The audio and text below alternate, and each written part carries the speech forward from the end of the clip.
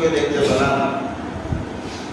আমি ইউসুফ নবীর চেহারা দিকে তাকিয়ে থাকলাম, তাকিয়ে থেকে দেখলাম যে ইউসুফ নবীকে আল্লাহ তাআলা কি সৌন্দর্য দিয়ে সৃষ্টি করেছেন। এইটুক সৌন্দর্য দেখে মানুষের কাছে আপেল দেওয়া হয়েছে, মালটা দেওয়া হয়েছে, আঙ্গুর দেওয়া হয়েছে।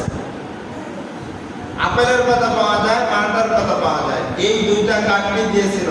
সমস্ত মুরিদদেরকে বলেছিল যে ইউসুফ নবী আসবে, তোমরা মালটা কাটবা, নবীর দিকে যেন তাকানো না হয়। এই গোলাম, এই বান্দেরা রসুলকে দেখে ওনারা কি করলো, এই মালটাটা কাটতে হাত কেটে ফেলছে।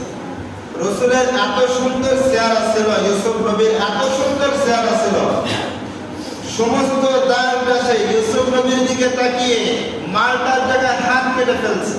অথচ ইউসুফ নবীর যে চেহারা, এই চেহারা আকর্ষণের দিক থেকে তারা ফিরে আসতে পারেনি। মায়ের মেয়ে বলতেছে, আমি তৃতীয় আসমানে যে সময় গমন করে না, ওই সময় ইউসুফ নবীকে দেখলাম। দেখার পর আমি চিন্তা করলাম যে ইউসুফ নবীর এই চেহারা দেখে যদি মানুষ এমন করে, আর আমার উম্মাদের কাছে যদি একটা আপেল কেন পাথরে যদি দেওয়া হতো, আমার উম্মাদ পাথরের পর ছুরি না চালিয়ে তার কলিজার পর ছুরি চালিয়ে কলিজা বের করে ফেলতো। কিন্তু আমার চেহারার দিকে তাকিয়ে আর একবার তাকাবে না, 30টি পর ফিরে ফেরানোর মতো